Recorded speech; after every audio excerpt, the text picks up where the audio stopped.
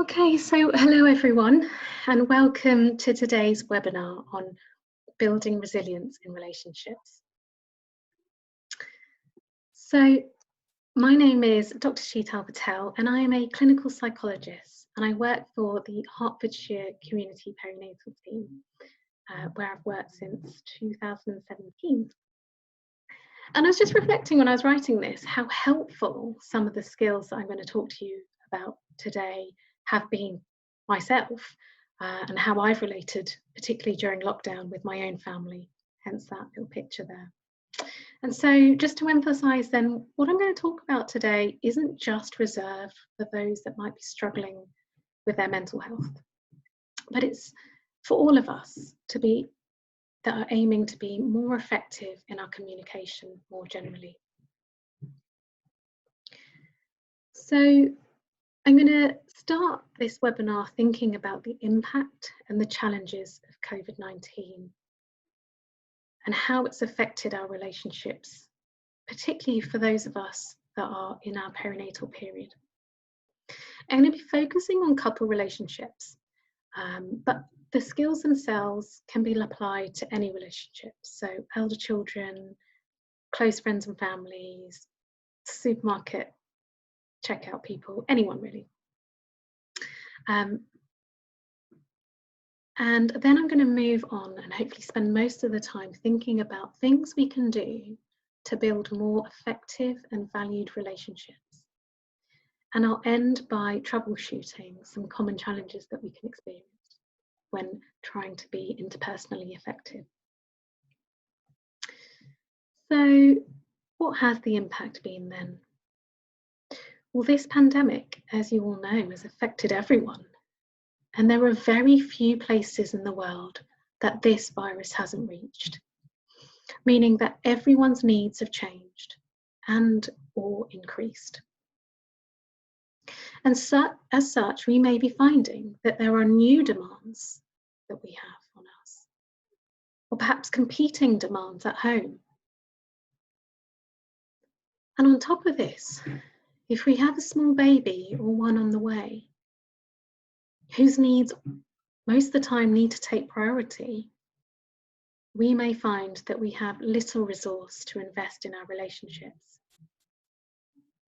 And then couple this with limited access to social support due to social distancing, then our ability to spend time meaningfully relating with others is further compromised. And lockdown is also testing our relationships in other ways.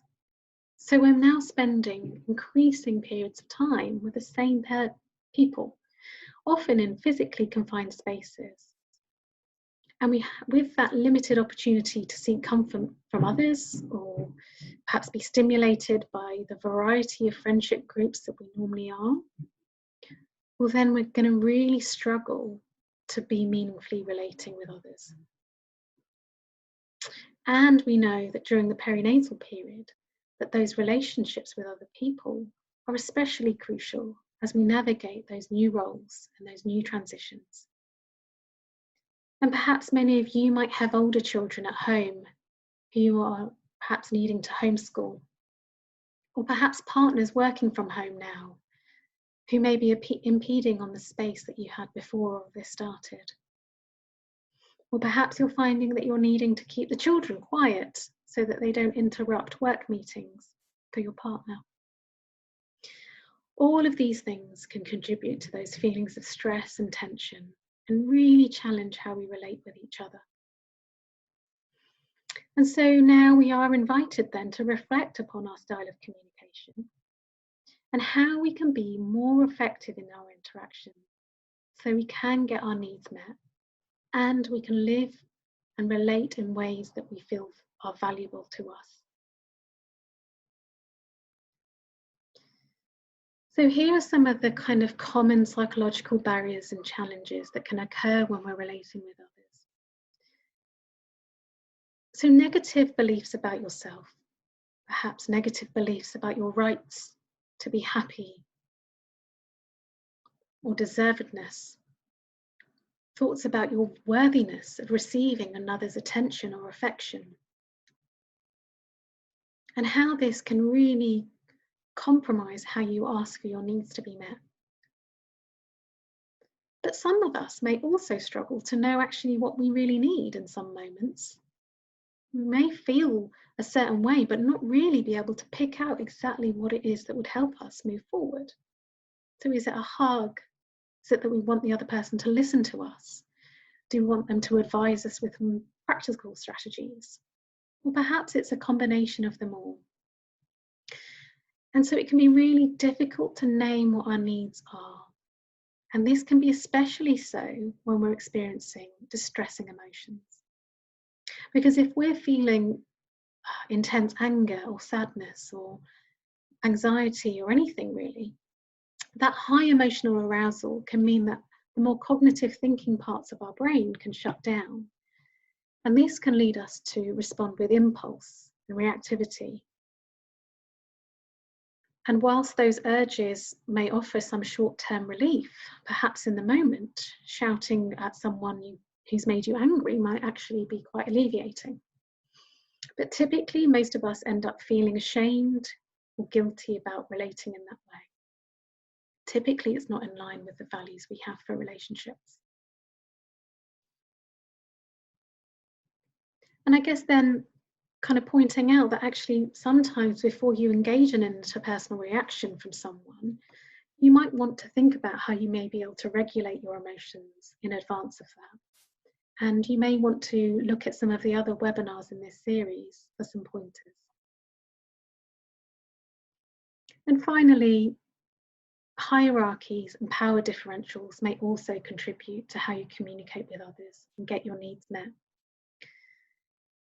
So there's a clear reality that in some situations, perhaps at work, where there definitely is a hierarchy, that often there's little you can do to change or get your needs met. And so here we invite you to both accept your limitations in the present moment and at the same time do what you can to be effective and do what you can do that's in line with your values.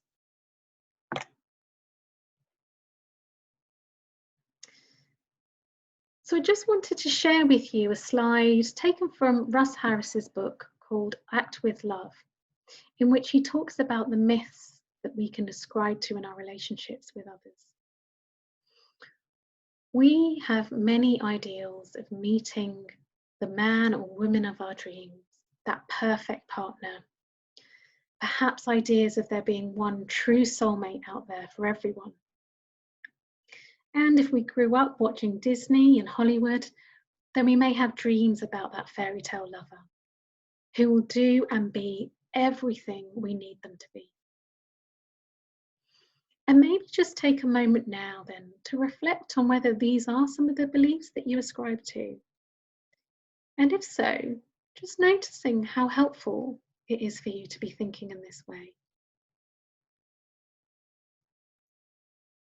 Does it lead you to have certain expectations from your partner? Do you start thinking in shoulds and musts? And if so, how does that impact the way you relate? How does it impact on how you see the longevity of your relationship or how flexible you can be? The second myth is about feeling like your partner completes you, or that you are incomplete without your partner. And if we feel that way and think that way, we can find that we become swamped with fears of abandonment and rejection. And that can be really hard then for us to assert our needs. The third myth about love being easy. So if we fuse to that myth that love should be easy, how accurately does that reflect all that's entailed in a relationship? So if we consider the difference between two people that perhaps have been living together with different thoughts, different feelings, different drives, different expectations, different habits and quirks, different ways of communicating, different interests, different hobbies, the list goes on. And with that much disparity, can we really expect that love and relationships are easy? And finally, if we think about love being everlasting, well, what is love? If love is a mix of wonderful and exciting emotional states and sensations, which is commonly how we see love to be, then we really do need to consider the notion of everlasting love. Because emotions come and go. And you will have felt an array of emotions in your relationships with others. Therefore, using our feelings is not always a reliable guide to draw upon when determining how healthy or not a relationship is. You see, those feelings of love, well, they can come and go on a whim. But the action of love is something you can control, regardless of how you're feeling. So, if you're willing, take a moment now to think about what kind of person you want to be in a relationship. Perhaps close your eyes and just consider for a moment that during this extremely terrifying crisis, how do you want to be? And how do you want yourself and others to remember you? How do you want yourself and others to remember how you related?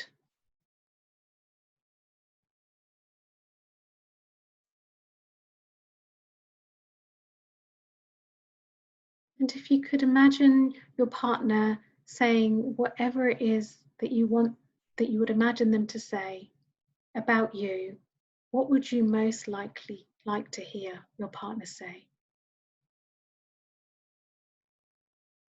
It's not necessarily realistic, but what you would really hope in an ideal world for him to say, or her. And extend that further. So if you were to behave in a relationship that you really valued, how would you communicate? How would you speak? What tone would you use? What facial expressions would you have? How would you move or stand?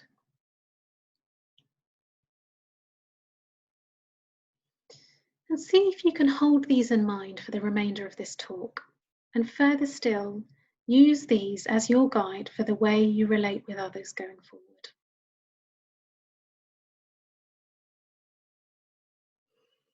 And so, holding those values in mind, let's come on to thinking about how we could act and behave in ways that may contribute to more effective interactions with others.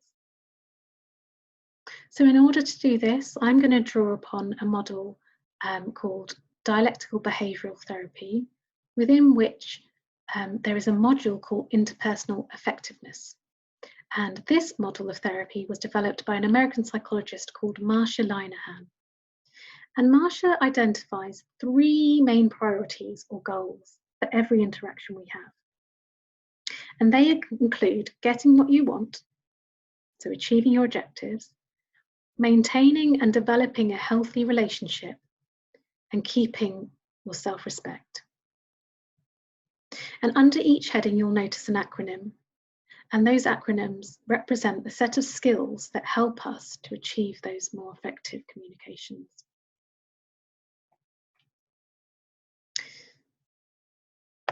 And depending on the context, you might find that you lean a bit more heavier on certain parts of this triangle. So, for example, you may use more DM skills when you're communicating with someone that you don't really know that well, and where keeping the relationship might perhaps be less important, and obtaining your objective might be your priority. Or sometimes you might need to compromise your objective in order to keep an important relationship, and therefore emphasize your give skills. But in general, the aim is to balance all 3 in every interaction. So, achieving your objective, that is about obtaining your goals or having your legitimate needs met, and that might require another person to do something for you. And this is also about being able to say no to unwanted or unreasonable requests from others. So in this segment, you want to think about, what is it that I want from this interaction? What do I need to change? What do I need to get? And the first D in Dear Man stands for describe. And this is where we'll be inviting you to specifically and objectively describe what it is that you need, in such a way that if you were to pull a stranger off the street, that you would be able to, they would understand exactly what you meant, exactly what you needed. So for example, if what you needed was your partner to take care of the baby in the morning, what does that look like exactly? So does that mean that they need to change the nappy? Does that mean they need to clean the bottle, to feed, to play? Because what you consider the morning shift to be might not necessarily be the same as what the other person does. And so if we want something to be done to our spec, it's important that we really spell out what that looks like so that anybody can understand.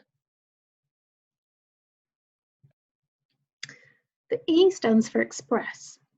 So this is where you are invited to express how you feel or think about the situation. And here we encourage you to use I statements to express those feelings and thoughts. So we really want to avoid things like, you made me do X. It's because you did X that this has happened. So we're inviting you to take ownership of your feelings and actions. Because when you use those you statements, well, the impact can be that the other person feels defensive and it actually pushes them away, makes them less want to meet your need. And the A stands for assert yourself.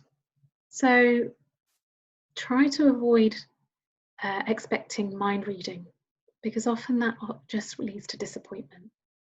So this is where you want to, your needs and expectations need to clearly be spelt out.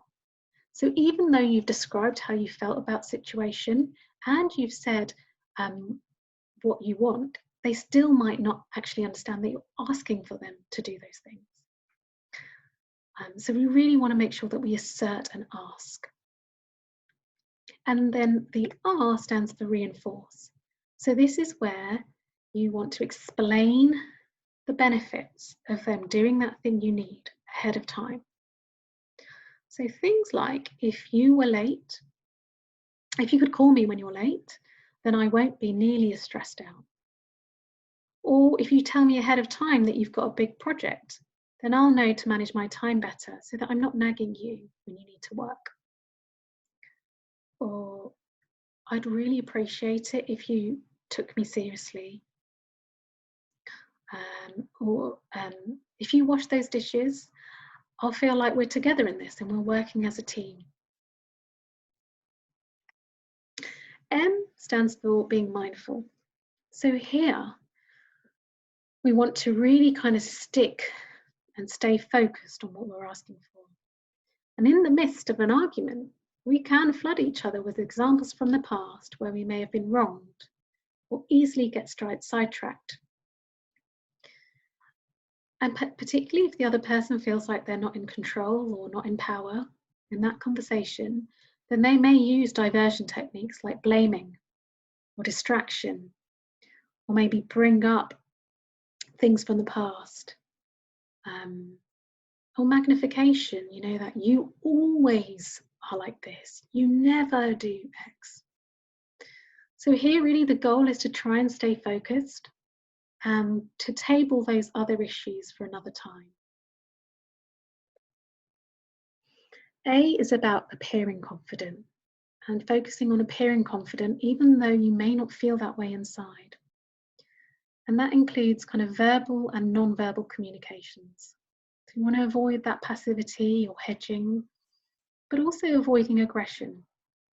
And I can often invite clients to watch a TV show and examine what confident behaviour looks like, and perhaps how that differs from aggression and passivity.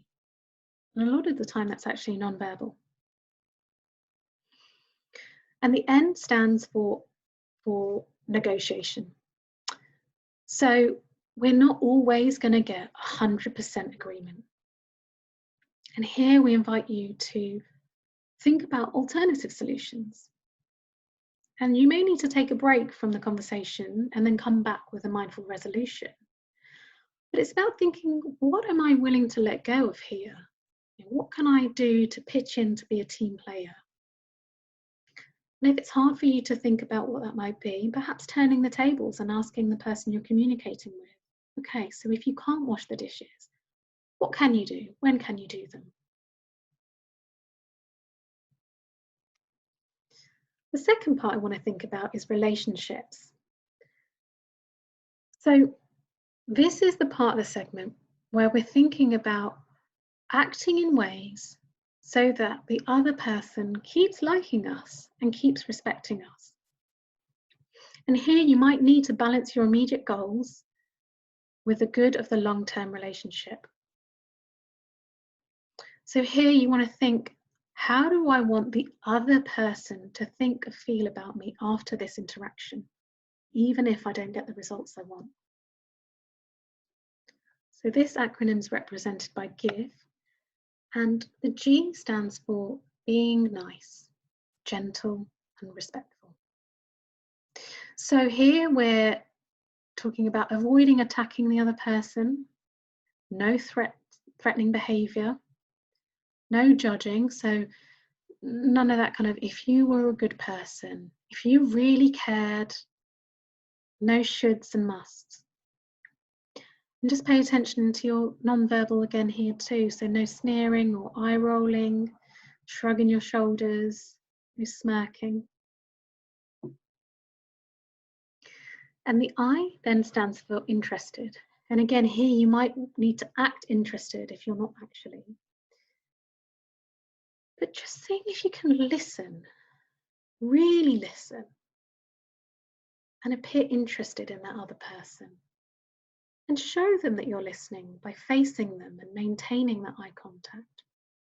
Perhaps leaning in towards them, trying not to interrupt or talk over them. And of course, being sensitive to the fact that the person might not want to talk to you about this issue in this moment, and being patient with them. So the V stands for validate, and that's with words and actions. And this can be really powerful. So this is when you show that you understand the other person's feelings and thoughts about the situation. It's really important to note that this is not the same as agreeing with them, but it's about seeing it from their point of view, from their context, in their eyes, based on their past experiences.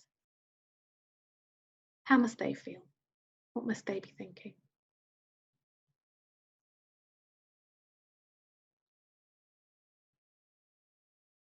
And even taking that a step further, so if someone's really angry with you, as I said earlier, that can make you want to turn away or become defensive. But seeing if you can just understand how unpleasant that must feel for them to be eaten up by their rage. Or if the other person tends to go quiet and cut off and withdraw, well, what must that be like? Hiding away and closing down fully in order to cope? It can't really be that pleasant. And the E stands for easy manner. So this is where we invite you to use a little humour and be light-hearted. It doesn't always have to be a full-on serious conversation. So perhaps saying something like, well, I know after a whole day about us arguing about who does work in the house, I know you really want to sit down with me, don't you? And spend time with me, rubbing my feet. Just trying to keep it light-hearted and jovial and fun and playful. and bringing that side to your relationship. And the final part of the triangle is self-respect. So this is about respecting your own values and beliefs and acting in a way that makes you feel that you're in line with your morals, acting in a way that makes you feel capable and effective,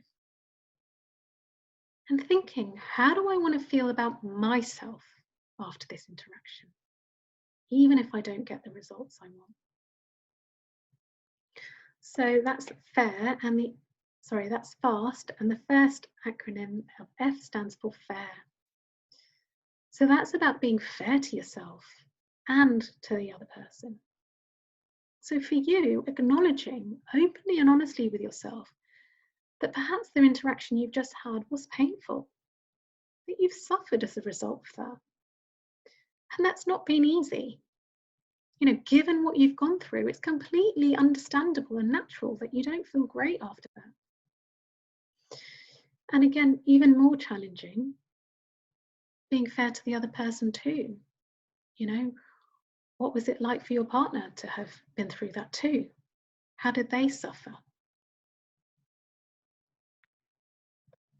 A stands for apologies, and it's not about not apologizing at all, but it's about resisting the urge to over apologize. So culturally in the UK, we can be really quite good at over apologizing, but we want to just point out that it's not about, you don't need to apologize for having a need or a different opinion, disagreeing with someone. Of course, do apologise if you've done something against your moral code that that's not right for you. But generally, try not to over apologise, and also try and mirror that with your body. So try to avoid body postures that indicate perhaps you're feeling ashamed, where your eyes might kind of move away and your body might become slumped. Kind of sit up and maintain that eye contact. S is about sticking to your values. So again, just emphasizing that it's super important to not compromise your values and what's important to you. Because often in the long term, that can just lead to bitterness and resentment. And again, this is not about necessarily getting everything you want, but about behaving interactions where you can walk away with your esteem held high. And finally, T stands for being truthful. So not lying, and not exaggerating or acting helpless when really you're not. So moving on then to troubleshooting, here is just a slide of questions that you might like to consider in situations where you may perhaps be struggling in your interactions and things aren't going quite the way you hoped. And just spend time thinking if any of these might be relevant and impacting your ability to communicate. So if it's that you don't have the knowledge and skills, perhaps thinking, well, what additional support do I need to acquire those? And if it's your emotions getting in the way, thinking about perhaps what other emotional support you might need from friends or family to enable you to regulate those. Or, if there are contextual factors that you might need to attend to, and so on. So that brings me to the end of today's webinar, and I'd really like to thank you again for tuning in. And I hope that you are leaving today with some ideas that possibly enhance the way you relate to others, particularly during this really challenging time. And that's my email down there. Honestly, please feel free to use that. Any feedback or questions, requests for resources, anything at all, please email me. But yeah, thank you all. Take care and be safe.